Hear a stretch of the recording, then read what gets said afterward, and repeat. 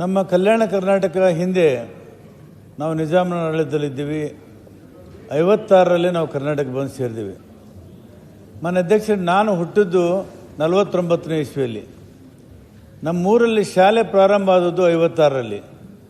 ಅಂದರೆ ಮೊದಲು ಗೌಟಿ ಶಾಲೆಗಳು ಅಂತ ಇದ್ದು, ಆಮೇಲೆ ಅಧಿಕೃತವಾಗಿ ಕನ್ನಡ ಶಾಲೆಗಳನ್ನು ತೆರೆದರು.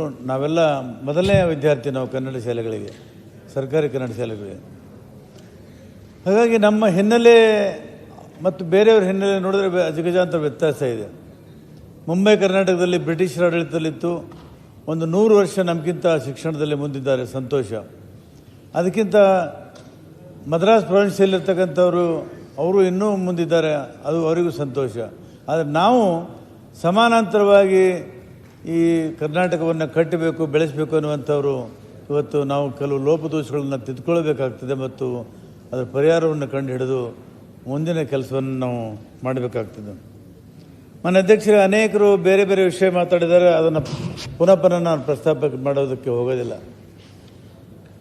ಈಗ SSLC ರಿಸಲ್ಟು ಸುಮಾರು ಕಲ್ಯಾಣ ಕರ್ನಾಟಕದಲ್ಲಿ 2 ಲಕ್ಷ ವಿದ್ಯಾರ್ಥಿಗಳು SSLC ಪರೀಕ್ಷೆಗೆ ಕೂಡ್ತಾರೆ. ಮಾನ್ಯ ಅಧ್ಯಕ್ಷರೇ, ಅದರಲ್ಲಿ 1 ಲಕ್ಷ ವಿದ್ಯಾರ್ಥಿಗಳು ಫೇಲ್ ಆಗ್ತಾರೆ. 1 ಲಕ್ಷ ವಿದ್ಯಾರ್ಥಿಗಳು. ಇದಕ್ಕೆ ಏನಾದರೂ ಕಾರಣ ಇರಬೇಕಲ್ಲ.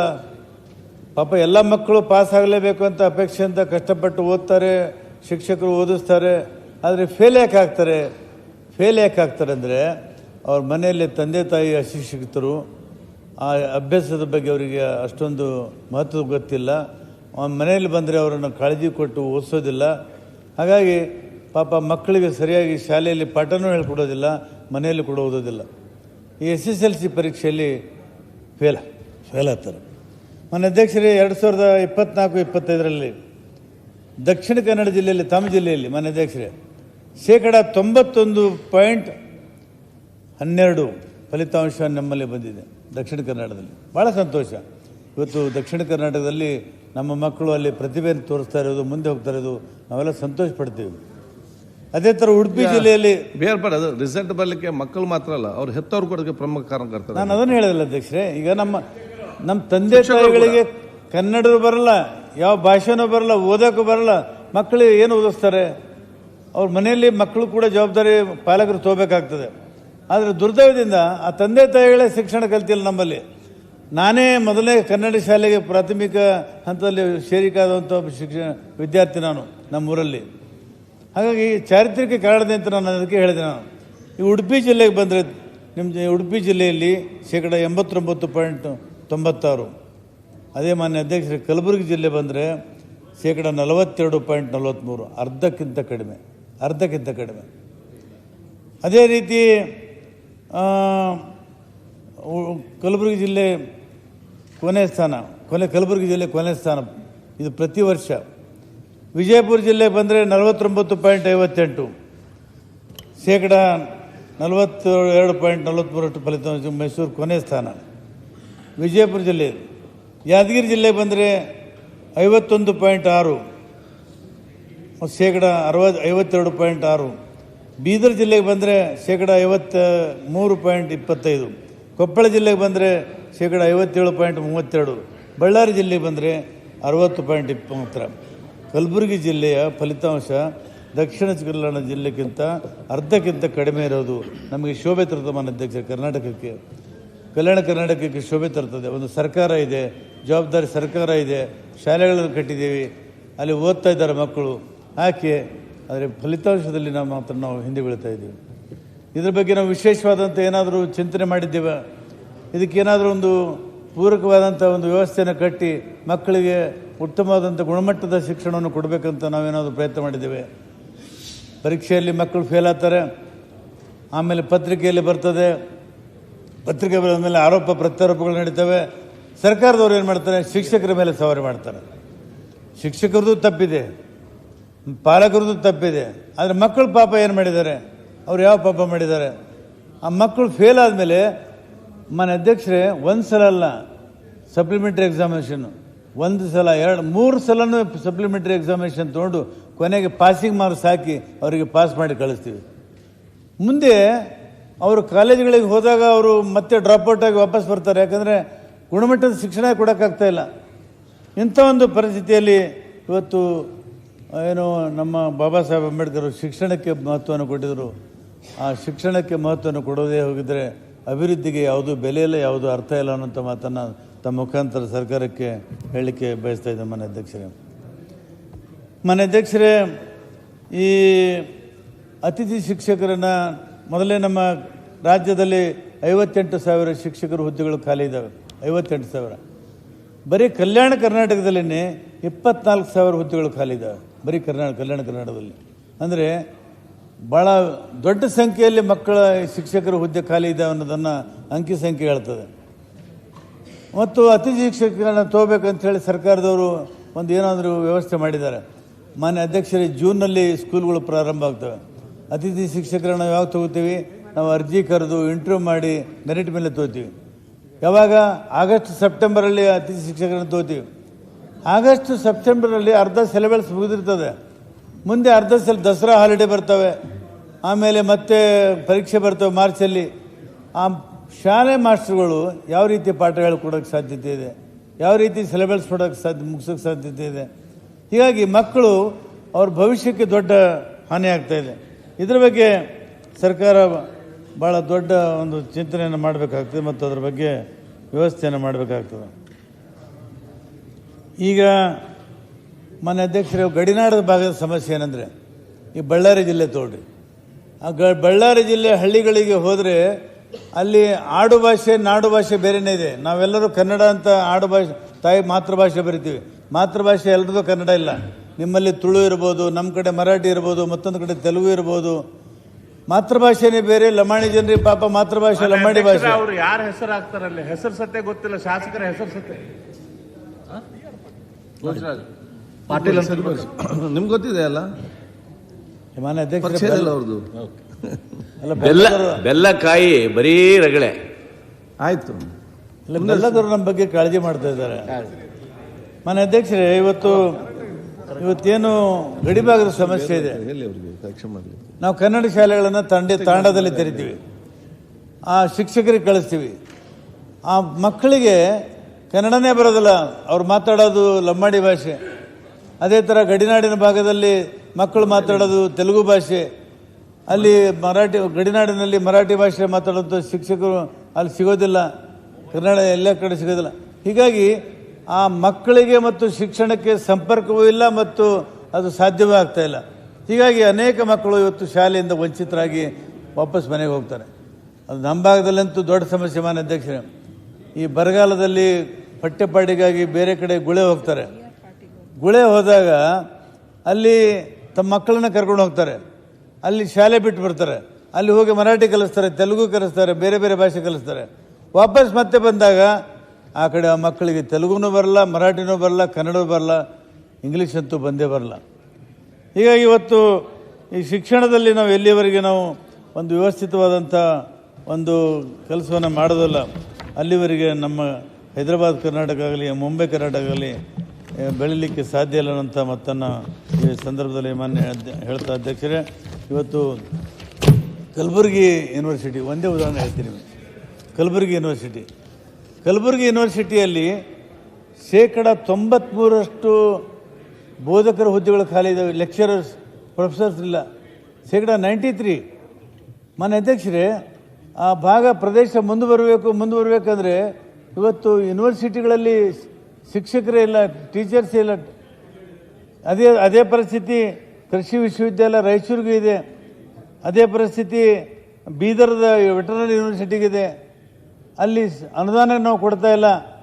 ಆದರೆ ವಿಶ್ವವಿದ್ಯಾಲಯಗಳು ನಡಿಬೇಕಂದ್ರೆ ಹೇಗೆ ಸಾಧ್ಯತೆ? ಮಕ್ಕಳಿಗೆ ಕಾಂಪಿಟೇಟಿವ್ ಎಕ್ಸಾಮಿನೇಷನ್ ಪಾಸ್ ಮಾಡೋಕ್ಕೆ ಹೇಗೆ ಸಾಧ್ಯತೆ ಇದೆ? ಮಾನ್ಯ ಅಧ್ಯಕ್ಷರೇ, ನೀವು ಮೊನ್ನೆ ನಿಮ್ಮ ನೇತೃತ್ವದಲ್ಲಿ ನಮ್ಮನ್ನು ಅಮೆರಿಕ ಕರ್ಕೊಂಡು ಹೋಗಿದ್ರಿ, ಬೋಸ್ಟನ್ದಲ್ಲಿರ್ತಕ್ಕಂಥ ಒಂದು ಸಮ್ಮೇಳನಕ್ಕೆ. ಮಾನ್ಯ ಅಧ್ಯಕ್ಷರೇ, ಅಲ್ಲಿ ನೀವು ಸೇರಿ ಒಂದು 3-4 ಕಡೆ ಯೂನಿವರ್ಸಿಟಿಗಳಿಗೆ ಭೇಟಿ ಕೊಟ್ಟಿವಿ. ಅಲ್ಲಿ ಸಂಶೋಧನೆಗೆ ಎಷ್ಟು ದುಡ್ಡು ಮಹತ್ವ ಕೊಟ್ಟು ಖರ್ಚು ಮಾಡ್ತಾ ಇದ್ದಾರೆ. ನಮ್ಮಲ್ಲಿ ಇವತ್ತು ಯೂನಿವರ್ಸಿಟಿಗಳಲ್ಲಿ ಪ್ರೊಫೆಸರೇ ಅಪಾಯಿಂಟ್ಮೆಂಟ್ ಮಾಡಿಲ್ಲ, ಟೀಚರ್ಸೇ ಇಲ್ಲ. ಆ ಮಕ್ಕಳು ಪಾಠ ಹೆಂಗೆ ಮಾಡ್ತಾರೆ, PhD ಹೆಂಗೆ ಮಾಡ್ತಾರೆ, MPhil ಹೆಂಗೆ ಮಾಡ್ತಾರೆ, ಗೈಡ್ ಇಲ್ಲ ಅವರಿಗೆ. ಈ ಪರಿಸ್ಥಿತಿ ಆ ಮಕ್ಕಳದಿದೆ. ಇದು ಸಾಮಾನ್ಯವಾಗಿ ಬಹುತೇಕ ಹೊಸದಾಗಿ ವಿಶ್ವವಿದ್ಯಾಲಯಗಳನ್ನು ಸ್ಥಾಪನೆ ಮಾಡಿದಾರಲ್ಲ, ಅಲ್ಲಿ ಕೂಡ ಅನುದಾನ ಇಲ್ಲ. ನನ್ನ ಸಿಂಡಿಕೇಟ್ ಮೆಂಬರ್ ಮಾಡಿದ್ದಾರೆ ಮೊನ್ನೆ ಮುಖ್ಯಮಂತ್ರಿಗಳು, ಎಲ್ಲಿ ಹಂಪಿ ಯೂನಿವರ್ಸಿಟಿಗೆ. ಹಂಪಿ ಯೂನಿವರ್ಸಿಟಿ ಭಾಳ ದೊಡ್ಡ ಕನಸನ್ನು ಕಂಡು ಕಟ್ಟಿದಂಥ ಹಂಪಿ ಯೂನಿವರ್ಸಿಟಿ, ಅಲ್ಲಿ ಕೂಡ ಅನುದಾನ ಇಲ್ಲ. ಅಲ್ಲಿ ಸಾಮಾನ್ಯ ಕೆಲಸಗಾರರಿಗೆ, ಅಲ್ಲಿ ಡಿ ಗ್ರೂಪ್ ನೌಕರರಿಗೆ ಕೊಡೋದಕ್ಕೆ ಸಂಬಳ ಇಲ್ಲ. ಪಾಪ ಅವರು ಅಳ್ತಾ ಇದ್ದರು ನಾನು ಹೋದಾಗ. ಹೀಗಾಗಿ ಇವತ್ತು ಶಿಕ್ಷಣದ ಬಗ್ಗೆ ನಮ್ಮ ಸರ್ಕಾರ ಅತಿ ಹೆಚ್ಚು ಮಹತ್ವ ಕೊಡದೇ ಹೋಗಿದ್ದರೆ ಇವತ್ತು ನಮ್ಮ ಮಕ್ಕಳಿಗೆ ಭವಿಷ್ಯವನ್ನು ನಿರ್ಮಾಣ ಮಾಡೋಕ್ಕೆ ಸಾಧ್ಯವಾಗೋದಿಲ್ಲ. ಮನೆ ಅಧ್ಯಕ್ಷರೇ, ಅದಕ್ಕೆ ಶಿಕ್ಷಣದ ಬಗ್ಗೆ ಹೆಚ್ಚು ಮಹತ್ವವನ್ನು ಕೊಡಬೇಕು ಅಂತ ನಾನು ಈ ಸಂದರ್ಭದಲ್ಲಿ ಹೇಳಲಿಕ್ಕೆ ಬಯಸ್ತಾ ಇದ್ದೇನೆ. ಅನ್ಯಾಯ ಅಂತೂ ಆಗಿದೆ, ಕಾರಣಾಂತರಗಳಿಂದ ಅನ್ಯಾಯ ಆಗಿದೆ. ಆದರೆ ಅನ್ಯಾಯನ ಸರಿಪಡಿಸಬೇಕಲ್ಲ ಮನೆ ಅಧ್ಯಕ್ಷರೇ. ಇವತ್ತು KKRDBಲಿಂದ ನಮಗೆ ದುಡ್ಡು ಬರ್ತಾ ಇದೆ, ಶಾಲೆಗಳು ಕಟ್ಟಿಸ್ತಾ ಇದ್ದೀವಿ, ಅತಿಥಿ ಶಿಕ್ಷಕರನ್ನು ತೋತಾ ಇದ್ದೀವಿ. ಇದು ಟೆಂಪರರಿ ಅರೇಂಜ್ಮೆಂಟು. ಆದರೆ ನನ್ನ ಕ್ಷೇತ್ರದಲ್ಲಿ KKRDBಯಿಂದ 5 ಹೈಸ್ಕೂಲು 5 ಜೂನಿಯರ್ ಕಾಲೇಜುಗಳನ್ನು ನಾನು ತಗೊಂಡು 1 ವರ್ಷ ಆಯಿತು ಮನೆ ಅಧ್ಯಕ್ಷರೇ, ಇವತ್ತಿನವರೆಗೂ ಶಿಕ್ಷಕರಿಲ್ಲ. ಮೊನ್ನೆ ಕಾಲಿಂಗ್ ಅಟೆನ್ಷನ್ ಆದಾಗ ಕಾರ್ಯದರ್ಶಿಗಳು, ಮಂತ್ರಿಗಳು, ನಮ್ಮ KKRDB ಅಧ್ಯಕ್ಷರು ಕಲಿತು ಚರ್ಚೆ ಮಾಡಿ ಏನೋ ಪರಿಹಾರ ಕಂಡುಹಿಡ್ತೀವಿ, ನಾವು ಸಮಸ್ಯೆ ಬಗೆಹರಿಸ್ತೀವಿ ಅನ್ನೋಂಥ ಮಾತನ್ನು ಹೇಳಿದ್ದಾರೆ.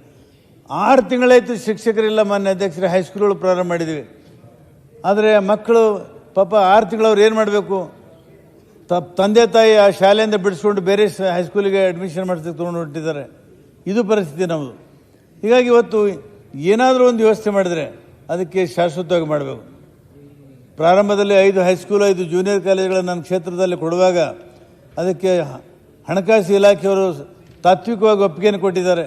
ಈಗ ಹೇಳ್ತಾರೆ ಸ್ಯಾಂಕ್ಷನ್ ಪೋಸ್ಟ್ ಇಲ್ಲ, ಹಾಗಾಗಿ ಕೊಡೋಕ್ಕಾಗಲ್ಲ ಅಂತ ಹೇಳ್ತಾರೆ. ಅರೆ, ನೀವು ಒಂದು ಸಲ ತಾತ್ವಿಕವಾಗಿ ಒಪ್ಪಿಗೆ ಕೊಟ್ಟ ಮೇಲೆ ಹಣಕಾಸು ಇಲಾಖೆಯ ಜವಾಬ್ದಾರಿ ಆಗ್ತದೆ.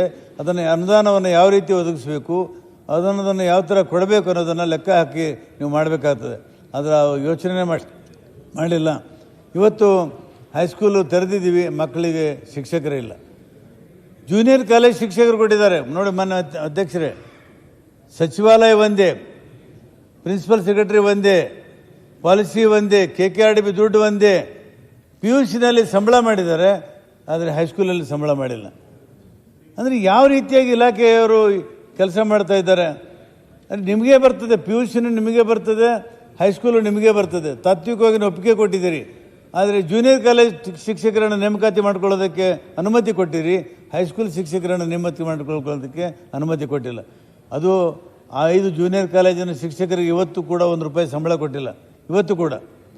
ಹೀಗಾಗಿ ಇವತ್ತು ಮಕ್ಕಳಿಗೆ ಭಾಳ ಅನ್ಯಾಯ ಆಗ್ತಾಯಿದೆ. ಇದನ್ನು ಸರಿಪಡಿಸಬೇಕಾದ್ರೆ ನಮ್ಮ ಸರ್ಕಾರ ಅದು ಹೆಚ್ಚಿನ ಮಹತ್ವವನ್ನು ಕೊಟ್ಟು ಈ ಭಾಗದಲ್ಲಿ ಕೆಲಸ ಮಾಡಬೇಕು ಅಂತ ನಾನು ಸರ್ಕಾರಕ್ಕೆ ವಿನಂತಿಯನ್ನು ಮಾಡ್ಕೋತಾ ಇದ್ದೇನೆ. ಮನೆ ಅಧ್ಯಕ್ಷರೇ, ಆರೋಗ್ಯ ಸಮಸ್ಯೆ ಬಗ್ಗೆನೂ ಕೂಡ ಕೆಲವು ಸದಸ್ಯರು ಈಗಾಗಲೇ ಸಮುದಾಯ ಕೇಂದ್ರಗಳ ಬಗ್ಗೆ ಎಲ್ಲೆಲ್ಲಿ ಎಷ್ಟೆಷ್ಟಿದೆ ಅನ್ನೋದನ್ನು ಮಾತಾಡಿದ್ದಾರೆ. ಮಾನ್ಯ ಅಧ್ಯಕ್ಷರೇ, ಇವತ್ತು ಆರೋಗ್ಯ ಕೇಂದ್ರ ಮಂಜೂರಿಯಲ್ಲಿ ತಾರತಮ್ಯ ಆಗಿರೋದಕ್ಕೆ ನಾನು ಕೆಲವು ಉದಾಹರಣೆಯನ್ನು ಕೊಟ್ಟು ಹೇಳ್ತಾ ಇದ್ದೀನಿ. ಮೈಸೂರು ವಿಭಾಗದಲ್ಲಿ 393 ಪ್ರಾಥಮಿಕ ಆರೋಗ್ಯ ಕೇಂದ್ರಗಳಿರಬೇಕು, ಆದರೆ ಅಲ್ಲಿ ಕಾರ್ಯನಿರ್ವಹಿಸಿದವರು 670. ಅಂದರೆ ನಿಯಮದ ಪ್ರಕಾರ 393 ಕೇಂದ್ರಗಳು. ಒಂದು ನಿಮಿಷ ಪಾಟೀಲ್ರ, ಒಂದು ನಿಮಿಷ. ಇವತ್ತು ನಮ್ಮ ಹಿರಿಯ ಸದಸ್ಯರಾದ ಶ್ರೀ BR ಪಾಟೀಲ್ರು ಮಾತಾಡ್ತಾ ಇದ್ದಾರೆ. ಉತ್ತರ ಕರ್ನಾಟಕದ ಚರ್ಚೆ ಮಾಡ್ತಾ ಇದ್ದಾರೆ. ನೀವು ಒಂದು ಒಳ್ಳೆ ಪದ್ಧತಿ ಇಲ್ಲಿ ಹಾಕಿರಿ, ಎಲ್ಲರಿಗೂ ನಮ್ಮ ಸದಸ್ಯರಿಗೆ ಅಟೆಂಡೆನ್ಸ್ ತಗೊಳ್ಳುವಂಥ ಪದ್ಧತಿ ಹಾಕಿರಿ. ಇವತ್ತು ಬೆಳಗಾಂದಲ್ಲಿ ಸದನ ನಡೆದೈತಿ. ನಿಮ್ಮ ಮಿನಿಸ್ಟರ್ ರೋಸ್ಟರ್ ನೋಡಿದ್ರೆ ಇಲ್ಲಿ ಮುಖ್ಯಮಂತ್ರಿಗಳು ತಿಮ್ಮಾಪುರ ಅವ್ರು ಬಿಟ್ಟರೆ ಮತ್ತೆ ಯಾರಿಲ್ಲ. ಎಲ್ಲಿದ್ದಾರೆ ಈಗ? HK ಪಾಟೀಲ್ ಬಿಡಿ. ಇಷ್ಟು ದೊಡ್ಡ ಮಿನಿಸ್ಟರ್ಗಳ ಪದ್ಧತಿ ಐತಿ ಇಲ್ಲಿ. ಅಲ್ಲ, ಒಂದ್ ನಿಮಿಷ. ಇವತ್ತು ಇಲ್ಲಿ ಲಿಸ್ಟ್ ನೋಡಿದ್ರೆ ನಿನ್ನೆನೂ ಕೂಡ ನಾ ಇದ್ರ ಬಗ್ಗೆ ಉಲ್ಲೇಖ ಮಾಡಿದ್ದೆ. ನಮ್ಮ ಜಿಲ್ಲಾ ಮಂತ್ರಿಗಳದಾರೆ ಇಲ್ಲಿ, ಬೆಳಗಾಂ ಜಿಲ್ಲಾ ಮಂತ್ರಿಗಳು ಸತೀಶ್ ಜಾರಕಿಹೊಳಿ ಅವರು ಸದನಕ್ಕೆ ಬರುವುದಿಲ್ಲ. ಬೆಳಗಾಂದಲ್ಲಿ ನಡೆದ್ರು ಕೂಡ ಉತ್ತರ ಕೊಡುವುದಿಲ್ಲ. ಒಂದು ಪ್ರಶ್ನೆ ಗೆದ್ದು ನಿಂತು ಉತ್ತರ ಕೊಡುವುದಿಲ್ಲ, ಸದನಕ್ಕೆ ಬರುವುದಿಲ್ಲ. ಇಲ್ಲೇ ಬೆಳಗಾಂದಲ್ಲೇ ಸದನ ನಡೆದೈತಿ. ಮಂತ್ರಿಗಳ ಲಿಸ್ಟ್ ನೋಡ್ರಿ, ನೀವು ರೋಸ್ಟರ್ ಮಾಡಿದ ಲಿಸ್ಟ್ ಆಯ್ತು, ಅದ್ರ ಪ್ರಕಾರ ಇರ್ಬೇಕಲ್ಲ ಮಂತ್ರಿಗಳು.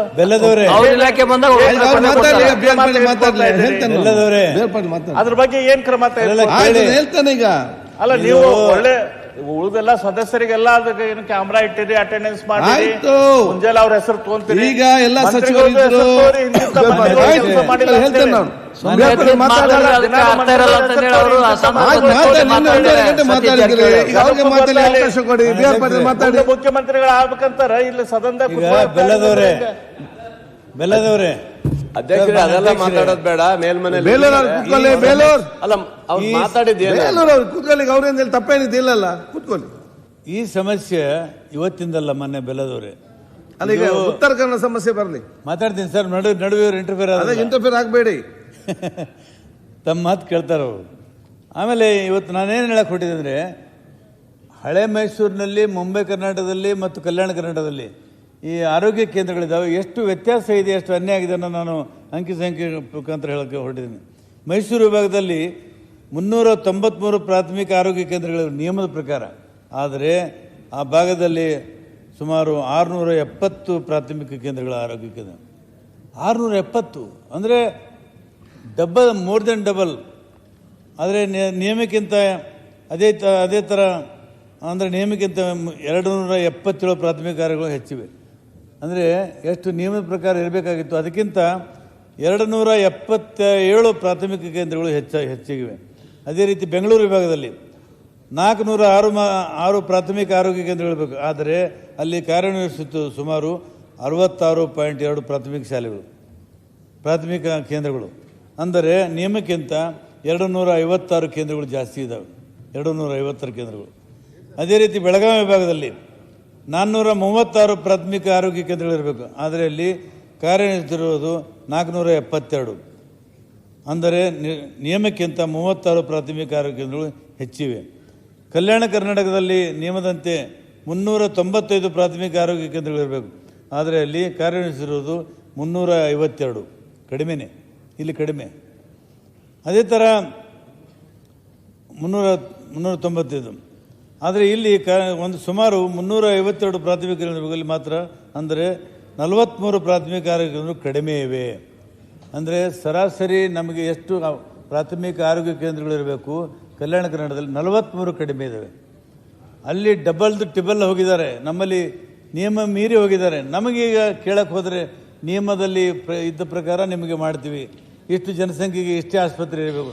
ಆವಾಗ ನಿಯಮ ಇರಲಿಲ್ಲ ಮಾನ್ಯ ಅಧ್ಯಕ್ಷರೇ, ಅವಾಗ ಕಾನೂನು ಬೇರೆ ಇತ್ತಾ, ಅವಾಗ ಬೇರೆ ದೇಶ ಇತ್ತಾ, ಬೇರೆ ರಾಜ್ಯ ಇತ್ತಾ? ಯಾಕೆ ಈ ಥರ ನೀವು ಅಸಡ್ಡೆ ಅಂತ ಅನ್ಯಾಯವನ್ನು ಮಾಡ್ತಾ ಇದ್ದೀರಿ? ಎಲ್ರಿಗೂ ಆರೋಗ್ಯದ ಸಂಕಲ್ಪನ ಕೊಡಬೇಕು ಅಂತ ಹೇಳಿ ನಮ್ಮ ರಾಷ್ಟ್ರೀಯ ನೀತಿ ಇದೆ, ನಮ್ಮ ರಾಜ್ಯ ಸರ್ಕಾರ ಕೂಡ ಅದಕ್ಕೆ ಬದ್ಧತೆ ಇದೆ, ಅದರ ಬಗ್ಗೆ ಕಾಳಜಿ ಇದೆ. ಆದರೆ ಈ ಥರ ಅನ್ಯಾಯ ಮಾಡಿ ನೀವು ಏನು ಮಾನ್ಯ ಅಧ್ಯಕ್ಷರೇ, ಈಗ ಒಬ್ಬ ಶಕ್ತಿವಂತನಿಗೆ ಅಶಕ್ತನಿಗೆ ನೀವಿಬ್ಬರು ಸರಿಸಮಾನವಾಗಿ ಓಡ್ರಿ ಅಂತಂದರೆ ಖಂಡಿತವಾಗಿ ಕೂಡ ಯಾರು ಶಕ್ತಿ ಇಲ್ಲದವನು ಹಿಂದೆ ಬೀಳ್ತಾನೆ, ಶಕ್ತಿ ಇದ್ದವನು ಮುಂದೆ ಹೋಗ್ತಾನೆ. ಆ ಥರ ನಮ್ಮ ಪರಿಸ್ಥಿತಿ ಆಗ್ತಾಯಿದೆ. ಆಸ್ಪತ್ರೆ ಇತ್ತೀಚೆಗೆ ಮಾನ್ಯ ಆರೋಗ್ಯ ಸಚಿವರು ಅದೇನೋ ನಮ್ಮ ಪ್ರಾಥಮಿಕ ಆರೋಗ್ಯ ಕೇಂದ್ರಗಳಲ್ಲಿರ್ತಕ್ಕಂಥ ಡಾಕ್ಟರ್ಸನ್ನು ತಾಲೂಕು ಆಸ್ಪತ್ರೆಗಳಿಗೆ ತೊಗೊಂಡು ಹೋಗ್ತಾ ಇದ್ದಾರೆ. ಯಾಕೆ ಅಂದರೆ ತಾಲೂಕು ಆಸ್ಪತ್ರೆಗಳನ್ನು ಬಲಿಷ್ಠ ಮಾಡ್ತೀವಿ ಅಂತ, ಗಟ್ಟಿಗೊಳಿಸ್ತೀವಿ. ಅರೆ ನಾನು ಹೇಳ್ತೀನಿ, ತಾಲೂಕು ಆಸ್ಪತ್ರೆಗಳೂ ಗಟ್ಟಿಯಾಗಲಿ, ಪ್ರಾಥಮಿಕ ಆರೋಗ್ಯ ಕೇಂದ್ರಗಳು ಕೂಡ ಅಷ್ಟೇ ಗಟ್ಟಿಯಾಗಲಿ, ಬಂದಂಥ ಎಲ್ಲರಿಗೂ ಕೂಡ ಉಪಚಾರ ಸಿಗಲಿ, ಅದ್ರ ಉಪಯೋಗ ಆಗಲಿ. ಆದರೆ ಅವರು ಕೇಳಾಗ್ತಾ ಇರಲ್ಲ. ನಾವು ಶರಣ ಪ್ರಕಾಶ್ ಪಾಟೀಲ್ ಅನೇಕ ಜನ ಸಚಿವರು ಶಾಸಕರು ಕೂಡಿ ಚರ್ಚೆ ಮಾಡಿದ್ವಿ. ಆದರೆ ತಾಲೂಕು ಆಸ್ಪತ್ರೆಗಳನ್ನು ನೀವು ಗಟ್ಟಿ ಮಾಡಿರಿ, ಇನ್ನೂ ಅನುದಾನ ಕೊಟ್ಟು ಎಕ್ಸ್ಪರ್ಟ್ಸ್ ಅಂತ ತೊಗೊಳ್ರಿ, ಅಲ್ಲಿ ಎಕ್ಸ್ಪರ್ಟ್ಸ್ ಅಂತ ತೊಗೊಳ್ಳಿ, ಸ್ಪೆಷಲೈಸೇಷನ್ ಮಾಡಿದವ್ರನ್ನ ತೊಗೊಳ್ರಿ. ಆದರೆ ಈಗ ಹಾಕಿದಂಥ ತಾಲೂಕು ಕೇಂದ್ರಗಳಿಂದ ಅಲ್ಲಿಂದ ಡಾಕ್ಟರ್ಗಳನ್ನು ವರ್ಗಾವಣೆ ಮಾಡಿ ಬೇರೆ ಕಡೆ ತೊಗೊಂಡು ಹೋಗಬೇಡಿ, ಭಾಳ ದೊಡ್ಡ ತಪ್ಪಾಗ್ತದೆ. ಸರ್ಕಾರದ ಮೇಲೆ ಜನ ನಂಬಲ್ಲ, ಆಮೇಲೆ ಜನರಿಗೂ ಅನ್ಯಾಯ ಆಗ್ತದೆ.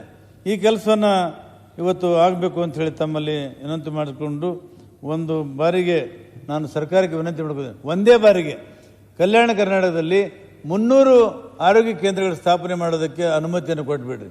ಅಲ್ಲಿ ಭೌಗೋಳಿಕವಾಗಿ ಜನಸಂಖ್ಯೆ ಆಧಾರದ ಮೇಲೆ ಹಾಗೆ ಮೈಸೂರು ಮತ್ತು ಬೆಂಗಳೂರು ವಿಭಾಗಕ್ಕೆ ತಾವು ಮಾಡಿದ್ದೀರಿ, ಅದೇ ಥರ ಕಲ್ಯಾಣ ಕರ್ನಾಟಕಕ್ಕೂ ಕೂಡ 300 ಒಟ್ಟು ಆಸ್ಪತ್ರೆಗಳನ್ನು ಕೊಟ್ಟು ಆ ಸಮಾನತೆಯನ್ನು ತರುವಂಥ ಕೆಲಸವನ್ನು ತಾವು ಮಾಡಬೇಕು ಅಂಥೇಳಿ ತಮ್ಮಲ್ಲಿ ವಿನಂತಿಯನ್ನು ಮಾಡ್ಕೋತಾ ಇದ್ದೀನಿ ಮಾನ್ಯ ಅಧ್ಯಕ್ಷರೇ. ಈಗ ಈ ಎಲ್ಲ ಕಾರಣಕ್ಕಾಗಿ 371 ಕಲಮ ಜೆ ನಮಗೆ ಜಾರಿಗೆ ಬಂದು ಮಾನ್ಯ ಮಲ್ಲಿಕಾರ್ಜುನ ಖರ್ಗೆ ಅವರು ಭಾಳ ದೊಡ್ಡ ಕರ್ನಾಟಕಕ್ಕೆ ಒಂದು ಕೊಡುಗೆಯನ್ನು ಕೊಟ್ಟರು. ಅದರ ಹಿಂದೆ ಅನೇಕ ಹೋರಾಟಗಳಾದವು. ಇವತ್ತು ನಮ್ಮ ಭಾಗಕ್ಕೆ 371 ಕಲಮು ಜಾರಿಯಾಗಿದೆ. ಸರ್ಕಾರದಿಂದ ಕೂಡ ಹಣ ಬರ್ತಾ ಇದೆ. ಆದರೆ ಮಾನ್ಯ ಅಧ್ಯಕ್ಷರೇ, ಅಲ್ಲಿ ಅನೇಕ ಸಮಸ್ಯೆಗಳಿದ್ದಾವೆ. ಆ ಸಮಸ್ಯೆಗಳನ್ನು ಬಗೆಹರಿಸಬೇಕಾದ್ರೆ ನಾವು ಯಾರ ಹತ್ರ ಹೋಗಬೇಕು? ಹೋಗಿ ಮತ್ತೆ ಮಂತ್ರಿಗಳ ಹತ್ರ ಹೋಗಬೇಕು, ಕ್ಯಾಬಿನೆಟ್ ಸಬ್ ಕಮಿಟಿ ಹತ್ರ ಹೋಗಬೇಕು. ಅದಾಗ್ತಾ ಇಲ್ಲ. ಪಾಪ ಅವರಿಗೂ ಕೂಡ ಕೆಲಸದ ಒತ್ತಡ ಇದೆ, ಅವ್ರಿಗೂ ಸಮಯ ಸಿಗ್ತಾ ಇಲ್ಲ. ನಾನೇನು ಕೇಳ್ತಾ ಇದ್ದೀನಿ ಅಂದರೆ, ಈ 371 ಸಮರ್ಪಕವಾಗಿ ಜಾರಿಯಾಗುವಲ್ಲಿ ಅದು ಒಂದು ಅಥಾರಿಟಿಯನ್ನು ಕ್ರಿಯೇಟ್ ಮಾಡಿ, ಒಂದು ಪ್ರಾಧಿಕಾರವನ್ನು, ಅನುಷ್ಠಾನ ಪ್ರಾಧಿಕಾರವನ್ನು. ಅಂದರೆ ಪ್ರತಿಯೊಬ್ಬರಿಗೂ ಕೂಡ ಅನ್ಯಾಯ ಆದಾಗ, ಈ ಥರ ಏನಾದರೂ ಸಮಸ್ಯೆ ಆದಾಗ ಆ ಪ್ರಾಧಿಕಾರಕ್ಕೆ ಹೋಗಿ ಭೇಟಿ ಮಾಡಿದ ಮೇಲೆ, ಅಲ್ಲಿ ಹೋಗಿ ಸಂಪರ್ಕ ಮಾಡಿದ ಮೇಲೆ ಅವರಿಗೊಂದು ಶಾಶ್ವತವಾದಂಥ ಪರಿಹಾರವನ್ನು ಕಂಡುಹಿಡಲಿಕ್ಕೆ ಪ್ರಯತ್ನವನ್ನು ಮಾಡಲಿಕ್ಕೆ ಸಾಧ್ಯತೆ ಇದೆ. ಮಾನ್ಯ ಅಧ್ಯಕ್ಷರೇ, ಈ ಸಮಿತಿ ಮಾಡುವಾಗ ಯಾರಾದರೂ ರಾಜಕಾರಣಿಗಳನ್ನು ದಯಮಾಡಿ ಮಾಡಬೇಡಿ. ಯಾರಾದರೂ ರಿಟೈರ್ಡ್ ಹೈಕೋರ್ಟ್ ಜಡ್ಜು ಅಂಥ ಒಬ್ಬ ಸ್ಟೇಟಸ್ ಇರೋಂಥವ್ರನ್ನ, ಎಜುಕೇಷನಿಸ್ಟು, ರಿಟೈರ್ಡ್ ವೈಸ್ ಚಾನ್ಸಲರು ಅಂಥವ್ರಿಗೆ ಮಾಡಿರಿ. ಇಲ್ಲದೆ ರಾಜಕಾರಣಿಗಳು ಮಾಡಿದ್ರೆ ಮತ್ತೆಲ್ಲ ರಾಜಕಾರಣ ಶುರು ಆಗ್ತದೆ. ದಯಮಾಡಿ ಎಕ್ಸ್ಪರ್ಟ್ಸ್ಗಳನ್ನು, ಹೋರಾಟಗಾರರನ್ನು ತೊಗೊಂಡು, ಆ ಭಾಗದ ಜನರು ತೊಗೊಂಡು ಒಂದು ಅಥಾರಿಟಿ ಮಾಡಿ ಅನುಷ್ಠಾನ ಸಮಿತಿಗೆ ಅವಕಾಶವನ್ನು ಮಾಡಿ ಕೊಡಬೇಕು ಅಂಥೇಳಿ ನಾನು ವಿನಂತಿಯನ್ನು ಮಾಡ್ಕೋತಾ ಇದ್ದೀನಿ. ಮಾನ್ಯ ಅಧ್ಯಕ್ಷರೇ, ಇವತ್ತು ಬರೀ ಶಿಕ್ಷಣದಲ್ಲಿನೇ ನಮಗೆ ಅನ್ಯಾಯ ಆಗ್ತಾಯಿದೆ ಅಂತಲ್ಲ, ಕೈಗಾರಿಕೆಯಲ್ಲಿ ಅನ್ಯಾಯ ಆಗ್ತಾಯಿದೆ, ಮತ್ತು ಅಲ್ಲಿ ಪೋಸ್ಟ್ಗಳು ತುಂಬ್ತಾ ಇಲ್ಲ. ಅದೇ ಥರ ಇನ್ನೂ ಅನೇಕ ಸಮಸ್ಯೆಗಳು ನಮ್ಮದು ಆಗಿದೆ. ಇವತ್ತು ಕಲ್ಯಾಣ ಕರ್ನಾಟಕದ ಒಂದು ನೌಕರರಿಗೆ ರಾಜ್ಯದ ಯಾವುದೇ ಪ್ರದೇಶದಲ್ಲಿ ಸೇವೆ ಸಲ್ಲಲು ಅವಕಾಶ ನೀಡುವುದು ಮಾನ್ಯ ಅಧ್ಯಕ್ಷರ ರೂಲ್ ಇದೆ. ಆದರೆ 8% ನಮಗೇನು ಮೀಸಲಾತಿಯ ಮೇಲೆ ನಮಗೆ ನೌಕರಿ ಕೊಡಬೇಕು, ಕೆಲವು ಸಂಸ್ಥೆಗಳಲ್ಲಿ ಕೊಡ್ತಾ ಇಲ್ಲ. ಯಾಕೆ ಇದು ಕಾನೂನುಬದ್ಧವಾಗಿ? ಇದಕ್ಕೆ ನಾವು ಎಲ್ಲಿ ಹೋಗಬೇಕು? ಪ್ರತಿ ಸಲ ಮಂತ್ರಿಗಳ ಹತ್ರ ಹೋಗೋಕ್ಕಾಗಲ್ಲ. ಅದಕ್ಕೆ ಒಂದು ಪ್ರಾಧಿಕಾರ ಮಾಡಿದ್ರೆ ಅಲ್ಲಿ ಹೋಗಿ ಅವರು ಅಪ್ರೋಚ್ ಆಗ್ತಾರೆ. ಕೆಲವರಿಗೆ ಪ್ರಮೋಷನಲ್ಲಿ ಅನ್ಯಾಯ ಆಗ್ತದೆ, ಪ್ರಮೋಷನಲ್ಲಿ ಅನ್ಯಾಯ ಆಗಿ ಅವ್ರು ದೂರ ಸರಿತಾರೆ. ಇದನ್ನು ಸರಿಪಡಿಸಬೇಕಾದ್ರೆ ಅದು ಪ್ರಾಧಿಕಾರ ಇದ್ದರೆ ಆ ಪ್ರಾಧಿಕಾರಕ್ಕೆ ಹೋಗಿ ಅವರು ಇವತ್ತು ತಮ್ಮ ಕೆಲಸಗಳನ್ನು ಮಾಡಲಿಕ್ಕೆ ಸಾಧ್ಯತೆ ಆಗ್ತದೆ. ಮಾನ್ಯ ಅಧ್ಯಕ್ಷರೇ, ಸರ್ಕಾರದ ಸಚಿವಾಲಯ ಇದೊಂದು ಜೀವಾಳ. ಸರ್ಕಾರದ ಸಚಿವಾಲಯದಲ್ಲಿ ಕೂಡ ನಮಗೆ ಯಾವುದೇ ವಿಶೇಷವಾದಂಥ ಸವಲತ್ತಿಲ್ಲ. ಸ್ಥಳೀಯ ವೃಂದದ ಹುದ್ದೆಗಳನ್ನು ಭರ್ತಿ ಮಾಡಲು ಅವಕಾಶ ನೀಡ್ತಾ ಇಲ್ಲ. ಯಾಕೆ ಇದು ಅನ್ಯಾಯ ಆಗ್ತಾಯಿದೆ? ಈಗ ಸೆಕ್ರೆಟ್ರಿಯೇಟಲ್ಲಿ ನಮ್ಮ ಉತ್ತರ ಕರ್ನಾಟಕದ ಜನ ಯಾರೂ ಕೂಡ ಸಿಗಲ್ಲ, ಬರೀ ಹಳೆ ಮೈಸೂರಿನವ್ರು ಸಿಗ್ತಾರೆ ಆಗಲಿ. ಆದರೆ ಹೊಸದಾಗಿ ಇವತ್ತು ನೇಮಕಾತಿ ಮಾಡುವಾಗ ನಮಗೆ ಇಂತಿಷ್ಟು ಮೀಸಲಾತಿಯನ್ನು ಕೊಟ್ಟು ಆ ಸಚಿವಾಲಯದಲ್ಲಿ ಕೂಡ ನಮ್ಮ ಭಾಗದ ಮಕ್ಕಳಿಗೆ ಹುದ್ದೆಯಲ್ಲಿ ತುಂಬಿಕೊಳ್ಳುವಂಥ ಕೆಲಸವನ್ನು ಮಾಡಬೇಕು ಅಂತ ಹೇಳ್ತಾ ಇದ್ದೀನಿ ಮಾನ್ಯ ಅಧ್ಯಕ್ಷರೇ. ಅದೇ ಥರ ಕರ್ನಾಟಕ ರಸ್ತೆ ಸಾರಿಗೆ ಸಂಸ್ಥೆ, ಕರ್ನಾಟಕ ಹಾಲು ಒಕ್ಕೂಟು, ಸಹಕಾರ ಮಹಾಮಂಡಳ, ಈ ಎಲ್ಲ ಸಂಸ್ಥೆಗಳಲ್ಲಿ ಈ ಕಲ್ಯಾಣ ಕರ್ನಾಟಕದ ಭಾಗದ ಜನರಿಗೆ ಅಲ್ಲಿ ಸೇರಲಿಕ್ಕೆ ಅನುಕೂಲ ಮಾಡಿಕೊಡ್ಬೇಕು ಅಂತ ಹೇಳ್ತಾನೆ. ಮತ್ತು ಇವತ್ತೇನು ಮಾನ್ಯ ಅಧ್ಯಕ್ಷರೇ, ಈಗ ನಾನು ಬೇರೆಯವರನ್ನು ಮಾತಾಡೋದನ್ನು ಬಿಟ್ಟು ನಾನು ಕೆಲವು ಈ ವಿಷಯನ ನೀರಾವರಿ ಬಗ್ಗೆ ಮಾತಾಡಿದ್ದಾರೆ, ಇನ್ನೂ ನಾನು ಅದರ ಬಗ್ಗೆ ಮಾತಾಡೋಕ್ಕೆ ಹೋಗೋದಿಲ್ಲ. ಆದರೆ ನಮ್ಮ ಸಮಸ್ಯೆ ಏನಿದೆ ಅನ್ನೋದನ್ನು ನಾನು ಇಲ್ಲಿ ತಮ್ಮ ಹತ್ರ ಹೇಳ್ತಿದ್ರೆ, ಮತ್ತೆ ಈ ಜ್ಯೇಷ್ಠತಾ ಪಟ್ಟಿ ತಯಾರು ಮಾಡಬೇಕು. ಜ್ಯೇಷ್ಠತಾ ಪಟ್ಟಿ ತಯಾರು ಮಾಡುವಾಗ ಉದ್ದೇಶಪೂರ್ವಕವಾಗಿ ನಮ್ಮ ಕಲ್ಯಾಣ ಕರ್ನಾಟಕ ಜನರಿಗೆ ಹೊರಗಿಟ್ಟು ಸೀನಿಯರಿಟಿ ಲಿಸ್ಟನ್ನು ಮಾಡ್ತಾರೆ. ಪಾಪ ಅವ್ರು ಓಡಾಡ್ತಾರೆ ನಮ್ಮ ಕಡೆ ಬಂದು, ಆಮೇಲೆ ಮಂತ್ರಿಗಳ ಹತ್ರ ಹೋಗ್ತಾರೆ. ಆದರೆ ಇವತ್ತು ಇದು ಉದ್ದೇಶಪೂರ್ವಕವಾಗಿ ನಮ್ಮ ಭಾಗದ ಜನರ ಮೇಲೆ ಇವತ್ತು ಅನ್ಯಾಯ ನಡೀತಾ ಇದೆ. ಇದನ್ನು ಸರಿಪಡಿಸಬೇಕಾದ್ರೆ ಇವತ್ತು ನಮ್ಮ ಸರ್ಕಾರ ಅಲ್ಲಿ ಸರಿಯಾದ ಸೂಕ್ತವಾದಂಥ ಕೆಲಸವನ್ನು ಮಾಡಬೇಕು ಅಂತ ಹೇಳ್ತೇನೆ. ಮಾನ್ಯ ಅಧ್ಯಕ್ಷರೇ, ಕೃಷಿ ವಿಶ್ವವಿದ್ಯಾಲಯ ರಾಯಚೂರಿನಲ್ಲಿ ಅಲ್ಲಿ ಕೂಡ ಕೋರ್ಸ್ ಖಾಲಿ ಇದ್ದಾವೆ. ಮಾನ್ಯ ಅಧ್ಯಕ್ಷರೇ, ಇವತ್ತು ಬೀದರ್ದಲ್ಲಿ ಒಂದು ವೆಟರ್ನರಿ ಕಾಲೇಜ್ ಇದೆ, ಅದೊಂದು ಸ್ಕೆಲ್ಟನ್ ಬಾಡಿ ಅಲ್ಲಿ ಇದೆ ಅಂತ ಯಾರೂ ಗೊತ್ತಿಲ್ಲ, ಅಲ್ಲಿ ಯಾರೂ ಹೋಗೋದಿಲ್ಲ. ಯಾವತ್ತೂ ಕೂಡ ಅವ್ರ ಸಿಬ್ಬಂದಿಯವರು ಬೆಂಗಳೂರಿನಲ್ಲಿ ಇರ್ತಾರೆ, ವೆಟರ್ನರಿ ಕಾಲೇಜ್ ಮಾತ್ರ ಬೀದರ್ದಲ್ಲಿ. ಹೀಗಾದರೆ ನಮ್ಮ ಆ ಭಾಗಕ್ಕೆ ಅಲ್ಲಿ ಹೈನುಗಾರಿಕೆ ಜಾಸ್ತಿ ಆಗುತ್ತೆ, ದನಕರುಗಳಿಗೆ ನೋಡೋರು ಯಾರು ಮತ್ತು ವ್ಯವಸ್ಥೆ ನೋಡ್ಕೊಳ್ಳೋರು ಯಾರು? ಒಟ್ಟಿನಲ್ಲಿ ಹೈದರಾಬಾದ್ ಕಲ್ಯಾಣ ಕರ್ನಾಟಕದ ಬಗ್ಗೆ ಅನ್ಯಾಯ ಅಂತೂ ಆಗ್ತಾಯಿದೆ. ಅದಕ್ಕೆ ಈ ಅನ್ಯಾಯವನ್ನು ಸರಿಪಡಿಸಬೇಕಾದ್ರೆ ಸರ್ಕಾರ ಇಚ್ಛಾಶಕ್ತಿಯನ್ನು ಪ್ರಕಟ ಮಾಡಬೇಕು ಮತ್ತು ಒಂದು ಪ್ರಾಧಿಕಾರವನ್ನು ರಚನೆ ಮಾಡಿ ಇವತ್ತು ಈ ಕೆಲಸವನ್ನು ಮಾಡಿಕೊಡ್ಬೇಕು ಅಂಥೇಳಿ ನಾನು ತಮ್ಮಲ್ಲಿ ವಿನಂತಿಯನ್ನು ಮಾಡ್ಕೋತಿದ್ದೆ ಮಾನ್ಯ ಅಧ್ಯಕ್ಷರೇ. ಮತ್ತು ಇವತ್ತೇನು ಕೈಗಾರಿಕೆಯಲ್ಲಿ ಮಾನ್ಯ ಅಧ್ಯಕ್ಷರೇ, ಹಟ್ಟಿ ಚಿನ್ನದ ಗಣಿ ಅದು 11 ಸ್ಥಳಗಳಲ್ಲಿ ಚಿನ್ನದ ನಿಕ್ಷೇಪ ಇರುವಂಥ ಒಂದು ದೊಡ್ಡ ಆಸ್ತಿ ನಮ್ಮದು. ಆ ಪ್ರದೇಶದಲ್ಲಿ ಇವತ್ತು 50,000 ಜನರಿಗೆ ನಾವು ಉದ್ಯೋಗ ನೀಡಲಿಕ್ಕೆ ಸಾಧ್ಯತೆ ಇದೆ. 50,000 ಜನರಿಗೆ. ಆದರೆ ಅದರ ಬಗ್ಗೆ ಸರ್ಕಾರ ಗಮನನೇ ಕೊಡ್ತಾ ಇಲ್ಲ.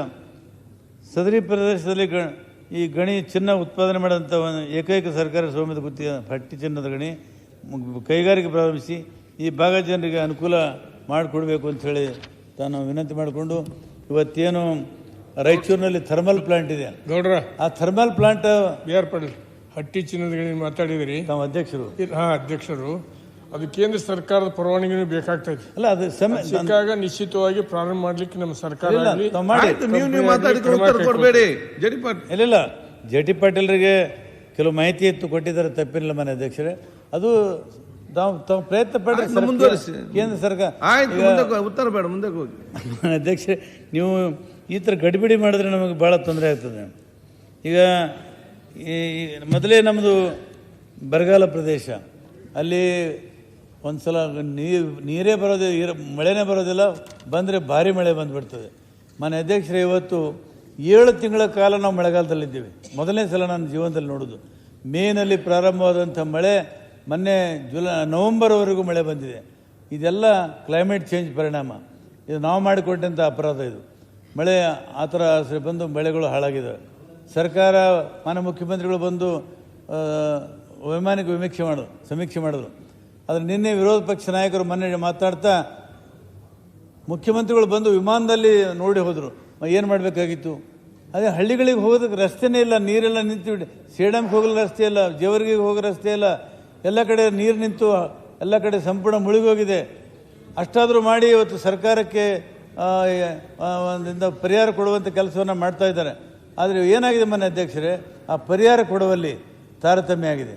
ಅದು ಅಧಿಕಾರಿಗಳು ತಪ್ಪಾಗಿರ್ಬೋದು. ಕೆಲವರಿಗೆ ಪರಿಹಾರ ಸಿಕ್ಕಿದೆ, ಕೆಲವರಿಗೆ ಸಿಕ್ಕಿಲ್ಲ, ಕೆಲವರಿಗೆ ಕಡಿಮೆ ಸಿಕ್ಕಿದೆ, ಕೆಲವರಿಗೆ ಜಾಸ್ತಿ ಸಿಕ್ಕಿದೆ. ಮಾನ್ಯ ಮುಖ್ಯಮಂತ್ರಿಗಳು ಇವತ್ತು ಸದನದಲ್ಲಿದ್ದಾರೆ. ದಯಮಾಡಿ ಪರಿಹಾರವನ್ನು ತಾವು ಸರ್ಕಾರದಿಂದ ಕೊಡ್ತಾ ಇದ್ದೀರಿ, ಅದಕ್ಕೆ ಎಲ್ಲರಿಗೂ ನ್ಯಾಯ ಸಿಗುವ ಹಾಗೆ ಪರಿಹಾರವನ್ನು ಮಾಡಿಕೊಡಬೇಕು ಅಂತ ಹೇಳ್ತೀನಿ. ಮತ್ತು ನಮ್ಮ ಭಾಗದಲ್ಲಿ ಮಳೆ ಬಂದು ರಸ್ತೆ ಸಂಪರ್ಕಗಳೆಲ್ಲ ಹಾಳಾಗಿದೆ. ಅನೇಕ ಹಳ್ಳಿಗಳಲ್ಲಿ ಮಕ್ಕಳು ಶಾಲೆ ಕಾಲೇಜುಗಳಿಗೆ ಹೋಗೋದನ್ನು ನಿಲ್ಲಿಸಿದ್ದಾರೆ. ಯಾಕಂದರೆ ರಸ್ತೆಯಲ್ಲಿ ಬಸ್ಸು ಇಲ್ಲ, ಫ್ರೀ ಬಸ್ ಇತ್ತು ನಮ್ಮದು. ಈ ಥರ ರಸ್ತೆಗಳಿಗೆ ದುಡ್ಡನ್ನು ತಕ್ಷಣ ಕೊಡಬೇಕು ಅಂತ ಕೇಳಿದ್ರು. ಇವತ್ತುವರೆಗೆ ಒಂದು ಪೈಸಾ ಮೇಲೆ ಬಂದಿಲ್ಲ ಮಾನ್ಯ ಅಧ್ಯಕ್ಷರೇ, ಪಂಚಾಯತ್ ರಾಜ್ ವ್ಯವಸ್ಥೆಯಿಂದ, ಸಚಿವಾಲಯದಿಂದ. ಈಗ PWD ರಸ್ತೆಗಳು ಹಾಳಾಗಿದ್ದಾವೆ, ಎಲ್ಲ ರಸ್ತೆಗಳು ಹಾಳಾಗಿದ್ದಾವೆ. ಮೊದಲು ಸಂಪರ್ಕ ರಸ್ತೆ ಇದ್ದರೆ ಮಾತ್ರ ಅಭಿವೃದ್ಧಿ ಆಗ್ತದೆ. ಕಳೆದ ಅಧಿವೇಶನದಲ್ಲಿ ಒಂದು ಮಾತನ್ನು ಹೇಳಿದೆ ಮಾನ್ಯ ಅಧ್ಯಕ್ಷರೇ, ತಾವು ಕೇಳಿದ್ದೀರಿ, ಮತ್ತೊಂದು ಸಲ ಹೇಳ್ತೀನಿ. Government will build the roads, government will build the roads will build the nation ಅಂತ. ಸೊ ರಸ್ತೆಗಳ ಸಂಪರ್ಕ ಇದ್ದರೆ ಇವತ್ತು ನಮಗೆ ಅಭಿವೃದ್ಧಿ ಆಗ್ತದೆ. ಕಳೆದ ಅಧಿವೇಶನದಲ್ಲಿ ಇದೇ ಮುಖ್ಯಮಂತ್ರಿಗಳಿಗೆ ನಾವು ವಿನಂತಿ ಮಾಡಿಕೊಂಡಿದ್ದೆ. ಇವತ್ತಿನವರೆಗೂ ಕಲ್ಯಾಣ ಕರ್ನಾಟಕದ ಕೊನೆ ಗಡಿ ಭಾಗ ಔರಾದಲಿಂದ ಅವರು ಕಲಬುರಗಿಯಿಂದ ಬಂದು ಬೀದರ್, ಕಲಬುರಗಿ ಬಂದು ಬಳ್ಳಾರಿ ಹೋಗಿ ಬೆಂಗಳೂರು ಮುಟ್ಟಬೇಕಾದ್ರೆ ಸುಮಾರು 700-800 ಕಿಲೋಮೀಟರ್ ಆಗ್ತದೆ. ನಮಗೊಂದು ನ್ಯಾಷನಲ್ ಹೈವೇ ಮಾಡಿಕೊಡಿ ಅಂತ ಕೇಳಿದೆ. ಇವತ್ತಿನವರೆಗೂ ಅದು ಆಗಿಲ್ಲ. ಮನೆ ಮುಖ್ಯಮಂತ್ರಿಗಳು ಏನೋ ಘೋಷಣೆಯನ್ನು ಮಾಡಿದ್ರು, ಕಾರಿಡಾರ್ ರೋಡ್ ಮಾಡ್ತೀವಿ ಅಂಥೇಳಿ. ಮನೆ ಅಧ್ಯಕ್ಷರೇ, ನಾವು ಇವತ್ತು ಬೀದರ್ನವರು ಹೈದರಾಬಾದ್ಗೆ ಹೋಗಿ ಅಲ್ಲಿಂದ ಬರ್ತಾರೆ. ನಾವೆಲ್ಲ ಬಿಜಾಪುರಕ್ಕೆ ಹೋಗಿ ಆಲಮಟ್ಟಿಯಿಂದ, ನಾವು ಹೊಸಪೇಟೆಯಿಂದ ಬೆಂಗಳೂರಿಗೆ ನಾವು ಬರ್ತೀವಿ. ನಾವು ಮಹಬೂಬ್ ನಗರದಿಂದ ಹೋಗಿ ನಾವು ಬೆಂಗಳೂರಿಗೆ ಬರ್ತೀವಿ. ಆದರೆ ನಮಗೆ ಸರಿಯಾದಂಥ ರಸ್ತೆ ಕಟ್ಟಿಕೊಟ್ರೆ ನಾವು ನೇರವಾಗಿ ಬೆಂಗಳೂರಿಗೆ 8 ತಾಸಿನಲ್ಲಿ ಬರಲಿಕ್ಕೆ ಸಾಧ್ಯತೆ ಇದೆ. ನಮ್ಗೆ ಇವತ್ತುವರೆಗೊಂದು ರಸ್ತೆ ಇಲ್ಲ, 4 ಪಥದ ರಸ್ತೆ ಇಲ್ಲ. ಇವತ್ತು ಸರ್ಕಾರ ಯಾಕೆ ರಸ್ತೆ ಮಾಡ್ತಾ ಇಲ್ಲ? ಅಥವಾ ನ್ಯಾಷನಲ್ ಹೈವೇಗೆ ಸೇರಿಸ್ರಿ, ಅವ್ರದ್ದಾದ್ರೂ ಮಾಡಿಸ್ರಿ, ಅಥವಾ ನಿಮ್ಮ ಹಣ ಆದರೂ ಖರ್ಚು ಮಾಡಿ ನಿಮ್ಮ ಹಣ ಅದನ್ನು ರಸ್ತೆಯನ್ನು ಮಾಡಿರಿ. ನಮಗೊಂದು ಸರಿಯಾದಂಥ ಬೆಂಗಳೂರಿಗೆ ಹೆಡ್ ಕ್ವಾರ್ಟರ್ ಮುಟ್ಟಕ್ಕೆ ರಸ್ತೆನೇ ಇಲ್ಲ ಅಂದಾಗ ಅಭಿವೃದ್ಧಿ ಯಾವುದಾಗ್ತದೆ ಮಾನ್ಯ ಅಧ್ಯಕ್ಷರೇ? ಇವತ್ತು ರಸ್ತೆಗಳು ಬೇಕೇ ಬೇಕು. ಅಂಥ ರಸ್ತೆಗಳು ಇಲ್ಲದಾಗ ನಮ್ಮ ಮಂತ್ರಿಗಳೆಲ್ಲ ಓಡಾಡ್ತಾಯಿದ್ರು. ಆದರೆ ಇತ್ತೀಚೆಗೆ ಮಂತ್ರಿಗಳು ಓಡಾಡ್ತಾ ಇಲ್ಲ. ಇದನ್ನು ಯಾರೋ ಅಪಾರ್ಥ ಮಾಡ್ಕೋಬೇಡ್ದು. ಮಂತ್ರಿಗಳು ಬರೀ ತಮ್ಮ ಕ್ಷೇತ್ರ ಬೆಂಗಳೂರು ಕ್ಷೇತ್ರ, ಯಾವ ಸರ್ಕಾರ ಆದ್ರೇನು, ಯಾವ ಪಾರ್ಟಿ ಆದ್ರೇನು, ಬರೀ ನೀವು ಸೀಮಿತವಾಗಿ ನಿಮ್ಮ ಕ್ಷೇತ್ರಕ್ಕೆ ಮಾತ್ರ ಮಂತ್ರಿಗಳಾಗಿದ್ರಿ. ನೀವು ರಾಜ್ಯ ನಿಮ್ಮದಲ್ಲ, ನಿಮ್ಮ ಇಲಾಖೆ ನಿಮ್ಮದಲ್ಲ, ಅಭಿವೃದ್ಧಿ ಜವಾಬ್ದಾರಿ ನಿಮ್ಮದಲ್ಲ, ಕ್ಯಾಬಿನೆಟ್ ರೆಸ್ಪಾನ್ಸಿಬಿಲಿಟಿ ಅಂದರೆ ಸಾಮೂಹಿಕ ಜವಾಬ್ದಾರಿ ನಿಮ್ಮದಲ್ವಾ? ಇವತ್ತು ಮಾನ್ಯ ಅಧ್ಯಕ್ಷರೇ, ನಾನು ಮೊದಲನೇ ಸಲ ಸದನಕ್ಕೆ ಬಂದಾಗ ಬೊಮ್ಮಾಯಿ ಅವರು ರಸ್ತೆ ಮೇಲೆ ಅಂಥ ಕೆಟ್ಟ ರಸ್ತೆಯಲ್ಲಿ ಜಿಲ್ಲೆಗೆ ಹೋಗಿ ರಿವ್ಯೂ ಮಾಡ್ತಾಯಿದ್ರು. ಲಕ್ಷ್ಮೀ ಸಾಗರ್ ಅವರು ರಿವ್ಯೂ ಮಾಡ್ತಾಯಿದ್ರು. ಎಂ ಚಂದ್ರಶೇಖರ್ ಅವರು ಹೋಗ್ತಾಯಿದ್ರು. ನಜೀರ್ ಸಾಬ್ರಂತೂ ಮುಟ್ಟದೇ ಇರುವಂಥ ಹಳ್ಳಿನೇ ಇಲ್ಲ, ಅಷ್ಟು ಓಡಾಡ್ತಾಯಿದ್ರು. ಆದರೆ ಈಗಿನ ಮಂತ್ರಿಗಳಿಗೆ ಸಮಯನೇ ಇಲ್ಲ, ಕಾರ್ಯಕ್ರಮ ಹೋಗಬೇಕು, ಭಾಷಣ ಮಾಡಬೇಕು, ಬೆಂಗಳೂರು ಬರಬೇಕು, ತಮ್ಮ ಕ್ಷೇತ್ರ ನೋಡು, ಬೆಂಗಳೂರು ಬರಬೇಕು, ತಮ್ಮ ಕ್ಷೇತ್ರ ನೋಡು. ನಾನು ಹೇಳ್ತೀನಿ, ವಿನಂತಿ ಮಾಡ್ಕೋತೇನೆ, ಇದು ಒಂದು ರಾಜ್ಯ ಅಂತ ತಾವು ಪರಿಗಣಿಸಿ, ತಾವು ಕ್ಷೇತ್ರದ ಮಂತ್ರಿಗಳಲ್ಲ. ನಿಮ್ಮ ರಾಜ್ಯದ್ದು ನಿಮಗೆ ಬರ್ತದೆ, ರಾಜ್ಯದ ಇಲಾಖೆ ಎಷ್ಟು. ನಾನು ಮಾನ್ಯ ಅಧ್ಯಕ್ಷರು ತಮ್ಮ ಮುಖಾಂತರ ಕೇಳ್ತೀನಿ, ಯಾರೂ ತಪ್ಪು ತಿಳ್ಕೊಬೇಡ. ಅದು BJP ಸರ್ಕಾರ ಖಾನಾಪುರಕ್ಕೆ ಎಷ್ಟು ಜನ ಮಂತ್ರಿಗಳು ಹೋಗಿದ್ದಾರೆ, ಔರಾದ್ಗೆ ಎಷ್ಟು ಜನ ಮಂತ್ರಿಗಳು ಹೋಗಿದ್ದಾರೆ, ನಮ್ಮ ನಿಪ್ಪಾಣಿಗೆ ಎಷ್ಟು ಜನ ಮಂತ್ರಿಗಳು ಹೋಗಿದ್ದಾರೆ, ಬಸವ ಕಲ್ಯಾಣಿಗೆ ಎಷ್ಟು ಜನ ಮಂತ್ರಿಗಳು ಹೋಗಿದ್ದಾರೆ, ಗುರ್ಮಿಟ್ಕಲ್ಗೆ ಎಷ್ಟು ಜನ ಮಂತ್ರಿ ಹೋಗಿದ್ದಾರೆ. ಗುರ್ಮಿಟ್ಕಲ್ಲು, ಔರಾದು, ಖಾನಾಪುರ, ನಿಪ್ಪಾಣಿ, ಆಳಂದು ಇದೆ ಅನ್ನೋದು ಕೆಲವ್ರಿಗೆ ಗೊತ್ತೇ ಇಲ್ಲ.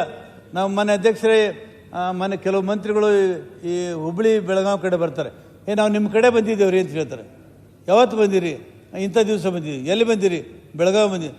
ಬೆಳಗಾವಿಗೂ ಕಲಬುರಗಿಗೂ 450 ಕಿಲೋಮೀಟರ್ ಅನ್ನೋದು ಗೊತ್ತಿಲ್ಲ ಅವರಿಗೆ, ಅಷ್ಟು ಡಿಸ್ಟೆನ್ಸ್ ಇದೆ. ಇಂಥ ಮಂತ್ರಿಗಳನ್ನು ಇಟ್ಟುಕೊಂಡು ಅಭಿವೃದ್ಧಿ ಮಾಡೋಕ್ಕೆ ಹೇಗೆ ಸಾಧ್ಯತೆ ಇದೆ?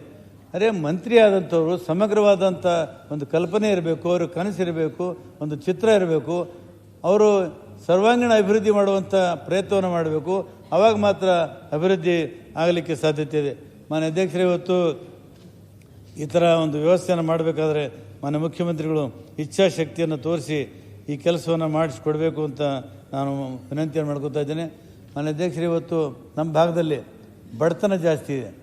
ಬಡತನ ಜಾಸ್ತಿ ಇದ್ದ ಕಾರಣಕ್ಕಾಗಿ ಅನೇಕ ಜನ ಮಂಗಳೂರು ಕಡೆ ಬಂದಿದ್ದಾರೆ. ಮಾನ್ಯ ಅಧ್ಯಕ್ಷರೇ, ಮಂಗಳೂರಿನಲ್ಲಿ ಚಪಾತಿ ಕಾಲನಿ ಅಂತಿದೆ, ಒಂದು ಹೆಸರೇ ಚಪಾತಿ ಕಾಲನಿ. ಜ್ಞಾನೇಂದ್ರವ್ರೆ, ತಾವು ಕೇಳಿದ್ರೆ ಇದು ಚಪಾತಿ ಕಾಲನಿ. ಎಷ್ಟೋ ಜನ ನಮ್ಮ ಗೋವಾಕ್ಕೆ ಹೋಗಿದ್ದಾರೆ. ಮಾನ್ಯ ಅಧ್ಯಕ್ಷರೇ, ಪೂನಾ ಒಂದು ಶಹರದಲ್ಲಿ ನನ್ನ ಕ್ಷೇತ್ರದ 15ರಿಂದ 20,000 ಜನ ಇವತ್ತು ದುಡಿಲಿಕ್ಕೆ ಹೋದವರಿದ್ದಾರೆ. ಶಾಲೆ ಬಿಟ್ಟು ಹೋಗಿದ್ದಾರೆ, ಪಾಪ ಹೊಟ್ಟೆಪಾಡಿಗೆ ಹೋಗಿದ್ದಾರೆ, ಬೇರೆ ಬೇರೆ ಕೆಲಸಕ್ಕೆ ಹೋಗಿದ್ದಾರೆ. ನಾನೊಂದು ಸಲ ಹೋದಾಗ ಸುಮಾರು 10,000 ಜನ ಸೇರಿದರು. ಯಾಕೆ ಹೋಗ್ತಾರೆ? ಅವ್ರು ಶೋಕಿ ಮಾಡೋಕ್ಕೆ ಹೋಗಲ್ಲ, ಅವ್ರ ಮಜಾ ಮಾಡೋಕ್ಕೆ ಹೋಗಲ್ಲ, ಪುಣೆ ಶಹರದಲ್ಲಿ ಓಡಾಡಬೇಕಂತ ಹೋಗಲ್ಲ, ಹೊಟ್ಟೆಪಾಡಿಗೆ ಹೋಗಿರ್ತಾರೆ. ಈ ಮೈಗ್ರೇಷನ್ ನಿಲ್ಬೇಕಲ್ಲ. ನರೇಗಾ ಬಂದ ಮೇಲೆ ಮೈಗ್ರೇಷನ್ ನಿಲ್ತದಂತ ತಾವೆಲ್ಲ ಅಪೇಕ್ಷೆ ಪಟ್ಟಿದ್ರಿ.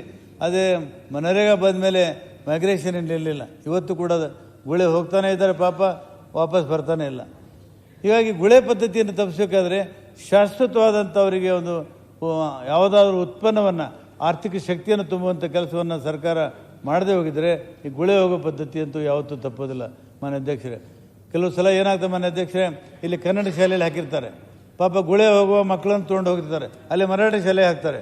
ಮತ್ತೆ ವಾಪಸ್ ಬರುವಾಗ ಮತ್ತೆ ಬಂದ ಆ ಕಡೆ ಅವನಿಗೆ ಮರಾಠಿನೂ ಬರಲ್ಲ, ಈ ಕಡೆ ಕನ್ನಡನೂ ಬರಲ್ಲ, ಆ ಕಡೆ ಕನ್ನಡನೂ ಬರಲ್ಲ, ಇವನಿಗೆ ಮರಾಠಿನೂ ಬರಲ್ಲ. ಅದು ಹೋಗಿ ಹೋಗಿ ನೀವು KPS ಶಾಲೆಯನ್ನು ತೆರೀತಾ ಇದೆ. ಅದಕ್ಕೆ ನಮ್ಮದು ವಿರೋಧ ಇಲ್ಲ. ಆದರೆ ಮಾನ್ಯ ಅಧ್ಯಕ್ಷ ತಮ್ಮ ಗಮನಕ್ಕೆ ತರ್ತಾ ಇದ್ದೀನಿ, KPS ಶಾಲೆ ತೆಗೆಯೋದಕ್ಕೆ ನಾವೆಲ್ಲ ಸಿದ್ಧತೆಯನ್ನು ಮಾಡ್ಕೊಂಡಿದ್ದೀರಿ. ಇಲ್ಲೇ ನಮ್ಮ ಮಂತ್ರಿಗಳು ಕೂಡ ಇದ್ದಾರೆ. ಇವತ್ತು ಶಿಕ್ಷಕರು ಯಾರನ್ನು ಹಾಕ್ತಾ ಇದ್ದೀರಿ ನೀವು? ನಾನು ಇಲಾಖೆ ಅಧಿಕಾರಿಗಳಿಂದ ಕೇಳಿ ಜವಾಬ್ದಾರಿ ತೆಗೆದು ಮಾತಾಡ್ತಾ ಇದ್ದೀನಿ.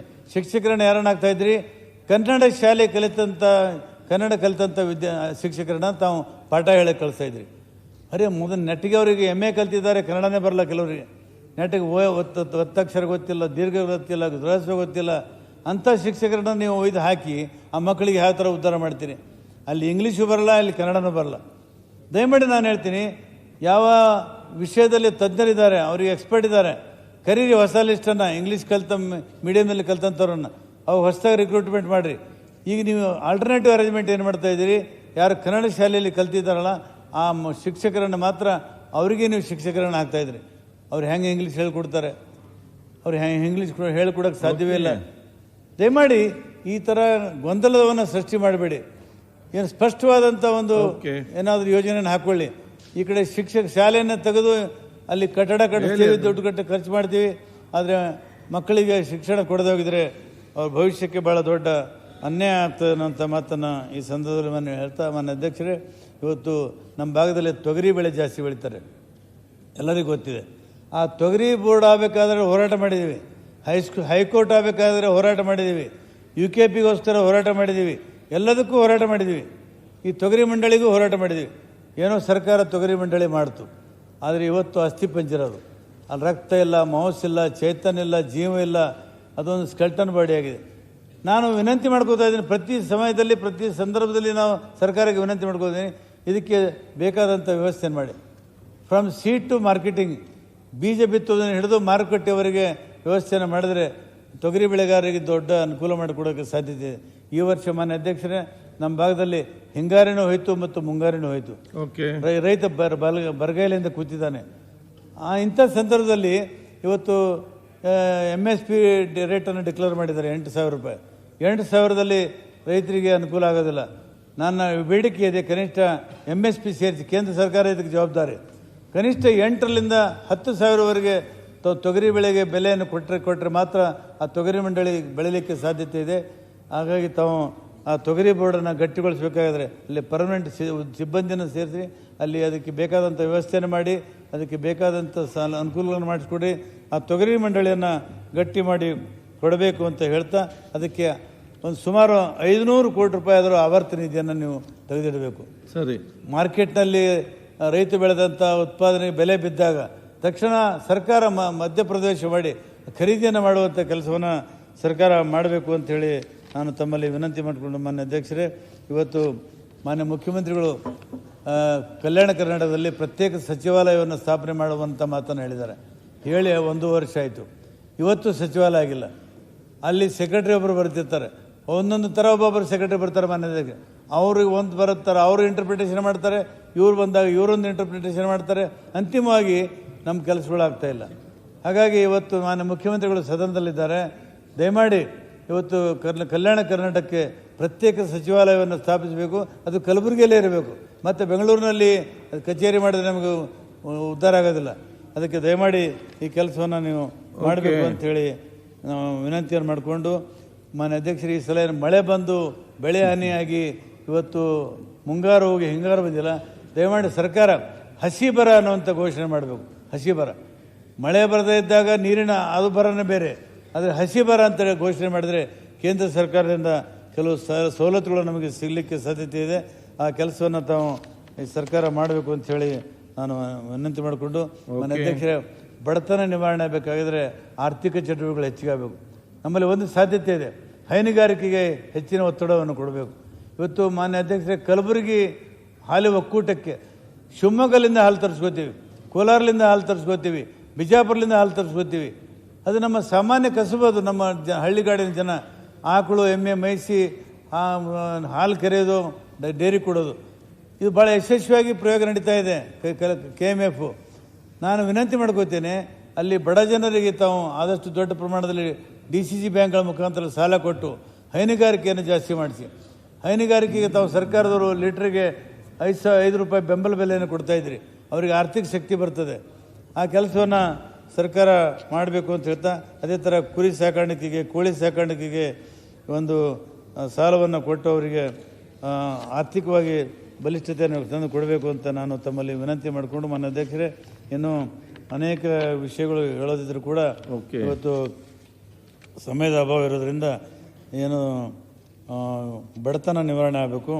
ಅದಕ್ಕೆ ನಾನು ಹಿಂದೆ ಒಂದು ಸಲ ತಮಗೆ ಹೇಳಿದ್ದೆ, ಜಾರ್ಜ್ ಬರ್ನಾರ್ಡ್ ಶಾ ಒಂದು ಮಾತು ಹೇಳ್ತಾರೆ, poverty is the greatest sin on the earth. Poverty is the greatest sin on. ಬಡತನವೇ ದೊಡ್ಡ ಮಹಾಪಾಪ ನಮಗೆ. ಇವತ್ತು ಯಾವ ಪಾಪ ಮಾಡಿದ್ದೀವಿ ನಾವು? ಪಾಪ ಪುಣ್ಯದಲ್ಲಿ ನನಗೆ ನಂಬಿಕೆ ಇಲ್ಲ, ಕರ್ಮದಲ್ಲಿ ನನಗೆ ನಂಬಿಕೆ ಇಲ್ಲ, ನನ್ನ ಕಾಯಕದಲ್ಲಿ ನಂಬಿಕೆ ಇಟ್ಟಂತವನು. ಆದರೆ ಇವತ್ತು ಆ ಬಡತನದಿಂದ ಮೇಲೆ ತರಬೇಕಾಗಿದ್ರೆ ಏನೆಲ್ಲ ಪ್ರಯತ್ನಗಳು ಆಗಬೇಕು. ಅದು ಜನನೂ ಮುಂದೆ ಬರಬೇಕು, ಕೊನೆಗೆ ಸರ್ಕಾರಗಳು ಕೂಡ, ಸಂಸ್ಥೆಗಳು ಮುಂದೆ ಬರಬೇಕು ಅಂತ ಕೆಲಸವನ್ನು ಮಾಡಿ ನಮ್ಮ ಭಾಗದ ಜನರಿಗೆ ಅನುಕೂಲ ಮಾಡಿಕೊಡ್ಬೇಕು ಅನ್ನುವಂಥ ಮಾತನ್ನು ಇವತ್ತು ಈ ಸಂದರ್ಭದಲ್ಲಿ ಹೇಳ್ತಾ, ಇನ್ನು ಅರಣ್ಯ ಬಗ್ಗೆ ಹೇಳೋದಿದೆ. ನಮ್ಮ ಮಂತ್ರಿಗಳು ಇಲ್ಲ. ಮಾನ್ಯ ಅಧ್ಯಕ್ಷರೇ, ಯಾಕೆ ನಮ್ಮ ಕಡೆ ಮಳೆ ಬರಲ್ಲ ಅಂದರೆ, ಕಲಬುರಗಿ ಜಿಲ್ಲೆಯಲ್ಲಿ ಬರೀ 6% ಮಾತ್ರ ಅರಣ್ಯ ಇದೆ, ಬರೀ 6%. ಇವತ್ತು ನಮ್ಮ ಕಲಬುರಗಿಯಲ್ಲಿ 44ವರೆಗೆ ಟೆಂಪ್ರೇಚರ್ ಬರ್ತದೆ, ಅಷ್ಟೊಂದು ಬಿಸಿ ವಾತಾವರಣ. ಹಾಗಾಗಿ ಇವತ್ತು ಅನೇಕ ಜನ ವಯಸ್ಸಾದವರು ಸಾಯ್ತಾರೆ, ಸತ್ತ ಮೇಲೆ ಒಯ್ದು ಮಣ್ಣು ಮಾಡ್ತಾರೆ. ಪಾಪ ದೇವರು ಕರೆಸ್ಕೊಂಡ, ಅವನ ಹಣೆ ಬರದಲ್ಲಿ ಅಷ್ಟೇ ಇತ್ತು, ಅವನ ಜೀವನೇ ಅಲ್ಲಿವರೆಗಿತ್ತು ಅಂಥೇಳಿ. ಆದರೆ ಸಾಯೋಕ್ಕೆ ಕಾರಣ ಆ ಟಿನ್ ಶೆಡ್ಡಲ್ಲಿ ಇರ್ತಾರೆ, ಅವರಿಗೆ ಡಿಹೈಡ್ರೇಷನ್ ಆಗ್ತದೆ, ಸರಿಯಾಗಿ ನೀರು ಕುಡಿದಿಲ್ಲ ಪಾಪ, ಅಂಥವರೆಲ್ಲ ಸತ್ತು ಹೋಗ್ತಾ ಇದ್ದಾರೆ. ಈ ಕ್ಲೈಮೇಟ್ ಚೇಂಜನ್ನು ನಾವು ಚಾಲೆಂಜಾಗಿ ತೊಗೊಂಡು, ಇದು ಬರೀ ಸರ್ಕಾರದ ಕೆಲಸ ಅಲ್ಲ, ಜನರು ಕೂಡ ಇದರಲ್ಲಿ ಸಹಭಾಗಿ ಆಗಬೇಕು, ಜನರು ಕೂಡ ಸಹಭಾಗಿ ಆಗಬೇಕು. ಮಾನ್ಯ ಅರಣ್ಯ ಮಂತ್ರಿಗಳು ಆ ನಿಟ್ಟಿನಲ್ಲಿ ಪ್ರಯತ್ನವನ್ನು ಮಾಡ್ತಾ ಇದ್ದಾರೆ. ಇವತ್ತು ಅನೇಕ ಸಂಘ ಸಂಸ್ಥೆಗಳನ್ನು ಒಳಗೂಡಿಸಿಕೊಂಡು, ಮಠಮಾನ್ಯರನ್ನು ಒಳಗೂಡಿಸಿಕೊಂಡು ಒಂದು ದೊಡ್ಡ ಪ್ರಮಾಣದಲ್ಲಿ ಮರ ನೆಡುವಂಥ ಆಂದೋಲನವನ್ನು ನಾವು ಹಚ್ಚಬೇಕು. ಮೊನ್ನೆ ಸಾಲುಮರದ ತಿಮ್ಮಕ್ಕನವರಿಗೆ ಶ್ರದ್ಧಾಂಜಲಿಯನ್ನು ತಲುಪಿಸಿ ಇಂಥ ಸಾಲುಮರದ ತಿಮ್ಮಕ್ಕನವರು ಇನ್ನು ಸಾವಿರ ಸಂಖ್ಯೆಯಲ್ಲಿ ಕರ್ನಾಟಕದಲ್ಲಿ ಹುಟ್ಟಿ ಬರಬೇಕು ಅನ್ನುವಂಥ ಆಶೆಯನ್ನು ವ್ಯಕ್ತಪಡಿಸಬೇಕು. ಆ ನಿಟ್ಟಿನಲ್ಲಿ ಒಬ್ಬ ಮಹಿಳೆ ಸರ್ಕಾರದ ಯಾವುದೋ ಅನುದಾನ ಇಲ್ಲದೇನೆ, ಯಾವುದೇ ಆದೇಶ ಇಲ್ಲದೇನೆ, ವ್ಯವಸ್ಥೆ ಇಲ್ಲದೇನೆ ಅಂಥ ಒಂದು ದೊಡ್ಡ ಕ್ರಾಂತಿ ಮಾಡಬೇಕಾಗಿದ್ದರೆ ಸರ್ಕಾರ ಯಾಕೆ ಮಾಡೋಕ್ಕೆ ಸಾಧ್ಯ ಇಲ್ಲ. ಆದರೂ ಕರ್ನಾಟಕದ ಅರಣ್ಯ ಇಲಾಖೆ ನಾನು ಅಭಿನಂದಿಸ್ತೀನಿ. We are the first state manmade ಫಾರೆಸ್ಟ್ರಿಯಲ್ಲಿ. ನಮ್ಮ ಕರ್ನಾಟಕ ಅತ್ಯಂತ ಉತ್ತಮವಾದಂಥ ಅರಣ್ಯವನ್ನು ಕೆಲಸ ಮಾಡುವಂಥ ಕೆಲಸವನ್ನು ಇಡೀ ದೇಶದಲ್ಲಿ ನಾವು ಮಾಡ್ತಾಯಿದ್ದೀವಿ. ಹಾಗಾಗಿ ಅರಣ್ಯ ಸಂಪತ್ತನ್ನು ಇನ್ನೂ ಹೆಚ್ಚಿಗೆ ಬೆಳೆಸಬೇಕು. ಅದನ್ನು ಸಹ ನಾನು ಒಂದು ಸಂದರ್ಭದಲ್ಲಿ ಹೋಗಿ ಹೇಳಲಿಕ್ಕೆ ಬಯಸ್ತೀನಿ. ಮೊನ್ನೆ ಎಚ್ ಕೆ ಪಾಟೀಲ್ ಇಲ್ಲಿದ್ದಾರೆ. ಲ್ಯಾಂಡ್ ರಿಫಾರ್ಮ್ಸ್ ಆ್ಯಕ್ಟನ್ನು ತಾವೇನೋ ತಿದ್ದುಪಡಿ ಮಾಡಿ ಒಂದು ಜಾರಿ ತಂದ್ರಿ. ಭಾಳ ದೊಡ್ಡ ಕ್ರಾಂತಿ ಆಯಿತು ಕರ್ನಾಟಕದಲ್ಲಿ ದೇವರಾಜ ಅರಸರ ಕಾಲದಲ್ಲಿ. ಈಗೂ ತಮ್ಮಲ್ಲಿ ವಿನಂತಿ ಮಾಡ್ಕೋತೇನೆ, ಇಂತಿಷ್ಟು ಜಮೀನಿನಲ್ಲಿ ಅರಣ್ಯ ಮರಗಳು ನಡೆದೇ ಹೋಗಿದ್ದರೆ ಅದು ಎಲಿನೇಷನ್ ಆಗ್ತದೆ, ಭೂಮಿ ನಿಮ್ಮ ಹತ್ರ ಉಳಿಯೋದಿಲ್ಲ ಅನ್ನುವಂಥ ಖಡಕ್ಕಾದಂಥ ಕಾನೂನು ತಂದಾಗ ಮಾತ್ರ ಅರಣ್ಯ ಬೆಳೆಸೋಕ್ಕೆ ಸಾಧ್ಯತೆ ಇದೆ. ಮನೆಯದಕ್ಕೆ ಅರಣ್ಯವನ್ನು ನಾವು ಬೆಳೆಸಲೇಬೇಕು. ಅರಣ್ಯ ಬೆಳೆಸದೇ ಹೋಗಿದ್ದರೆ ಬೇರೆ ದಾರಿ ಇಲ್ಲ ನಮಗೆ. ಇವತ್ತು ಆಕ್ಸಿಜನ್ ಕ್ಲಿನಿಕ್ಗಳಾಗ್ತಾಯಿದೆ ದೊಡ್ಡ ದೊಡ್ಡ ಶಹರಗಳಲ್ಲಿ. ಆಕ್ಸಿಜನ್ ಕ್ಲಿನಿಕ್ ಮಾನ್ಯ ಅಧ್ಯಕ್ಷರೇ ಅಷ್ಟೊಂದು ಸಮಸ್ಯೆ ಆಗಿದೆ. ಅದಕ್ಕಾಗಿ ಅರಣ್ಯವನ್ನು ನಾವು ಎಲ್ಲ ಕಡೆ ಬೆಳೆಸುವಂಥ ಕೆಲಸವನ್ನು ಮಾಡಿ ಕ್ಲೈಮೇಟ್ ಚೇಂಜ್ಗೆ ದೊಡ್ಡ ಪರಿಹಾರವನ್ನು ಕಂಡು ಹಿಡ್ಕೋಬೇಕು ಅಂತ ಈ ಸಂದರ್ಭದಲ್ಲಿ ಹೇಳ್ತಾ, ಇನ್ನು ಮತ್ತೊಂದು ಸಲ ಸಂದರ್ಭ ಬಂದಾಗ ನಾನು ಹೇಳ್ತೀನಿ, ಒಟ್ಟಿನಲ್ಲಿ ಒಂದು ಪ್ರಾಧಿಕಾರವನ್ನು ರಚನೆ ಮಾಡಬೇಕು, ಅವರು ಡಿಕ್ಲೇರ್ ಮಾಡಬೇಕು ಮತ್ತು ಇದಕ್ಕೆ ಶಾಶ್ವತವಾದ ಪರಿಹಾರವನ್ನು ಕಂಡುಹಿಡಬೇಕಂತ ಹೇಳಿ ತಮ್ಮ ಮೂಲಕ ವಿನಂತಿ ಮಾಡಿಕೊಂಡು ನನ್ನ ಮಾತನ್ನು ಮುಗಿಸ್ತಾ ಇದ್ದೇನೆ. ಸುರೇಶ್ ಅವರು